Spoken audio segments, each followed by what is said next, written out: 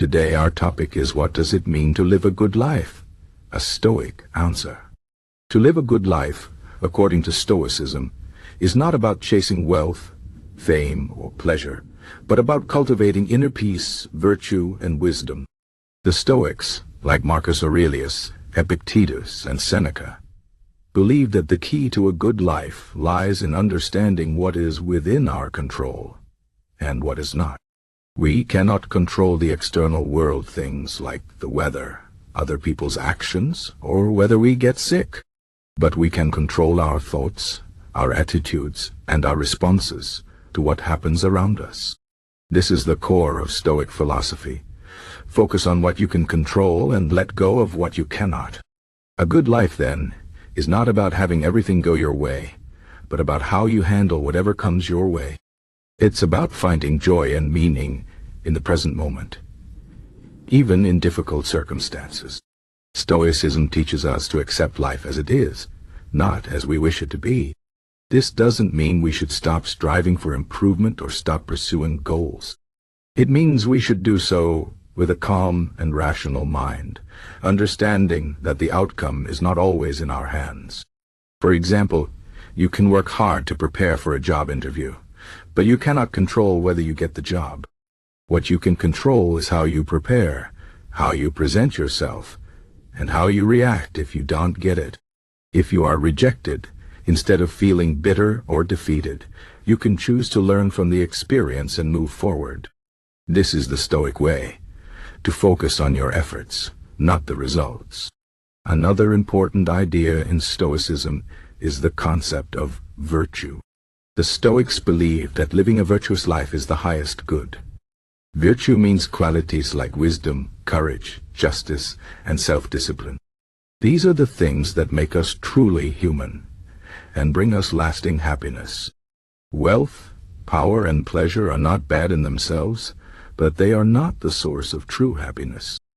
If we rely on them for our happiness, we will always be disappointed because they are temporary and outside our control. True happiness comes from within, from living a life of virtue and integrity.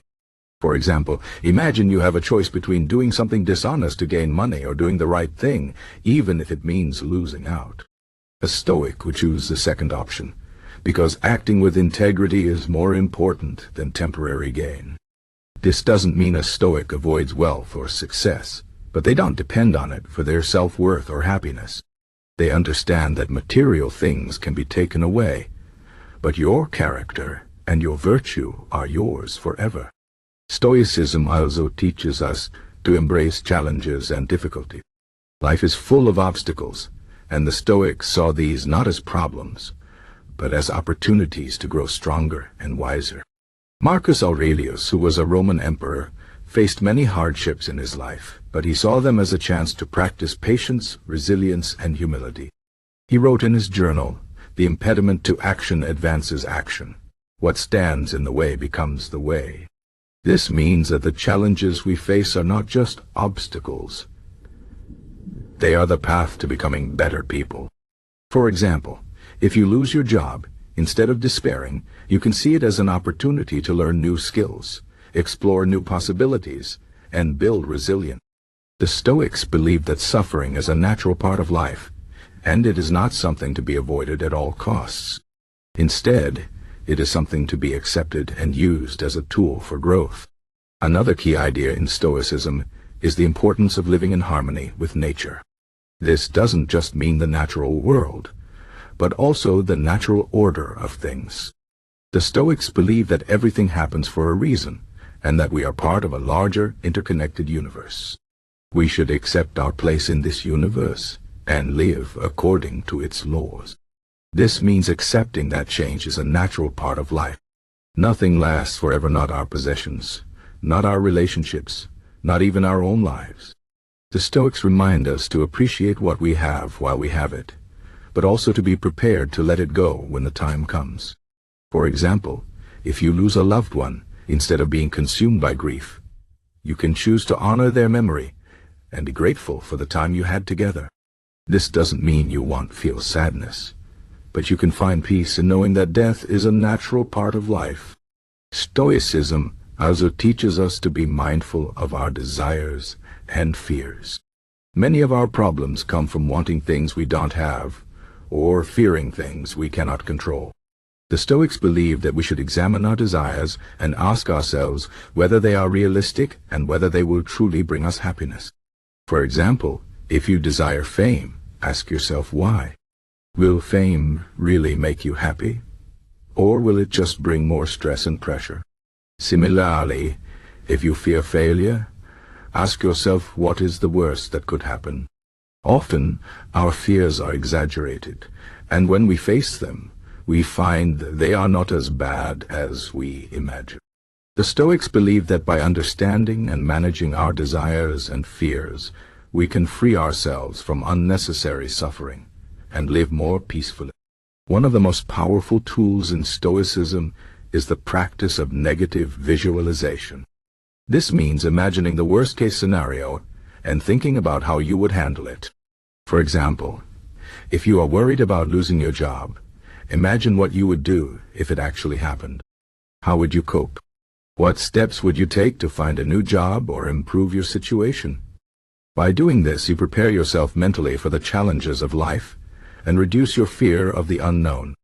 Negative visualization also helps us appreciate what we have. When we imagine losing something, we realize how much we value it. This can help us feel more grateful and content with our lives. Gratitude is another important Stoic practice. The Stoics believe that we should be grateful for what we have, even if it is not perfect. Life is short and we should not take it for granted. Every day is a gift, and we should make the most of it. This doesn't mean we should ignore our problems or pretend everything is fine. It means we should focus on the good things in our lives and appreciate them, even as we work to improve the things that are not so good. For example, if you are struggling with a health problem, you can still be grateful for the support of your family and friends, or for the small joys of life, like a beautiful sunset or a good meal. Finally, Stoicism teaches us to live with purpose. A good life is not just about avoiding pain or seeking pleasure. It is about doing something meaningful. The Stoics believe that we should use our time and talents to contribute to the world and help others. This could mean being a good parent, a good friend, or a good citizen. It could mean pursuing a career that makes a difference, or simply being kind and compassionate in our daily interactions. Whatever form it takes, living with purpose gives our lives meaning and fulfillment. In conclusion, living a good life, according to Stoicism, is about focusing on what we can control, cultivating virtue, embracing challenges, and living with gratitude and purpose. It's not about having everything we want, but about wanting what we have and making the most of it. It's about accepting life as it is, with all its ups and downs, and finding peace and happiness within ourselves. The Stoic way is not always easy, but it is deeply rewarding. It teaches us to be strong, resilient, and wise, and to live with integrity and compassion. And in the end, isn't that what a good life is all about?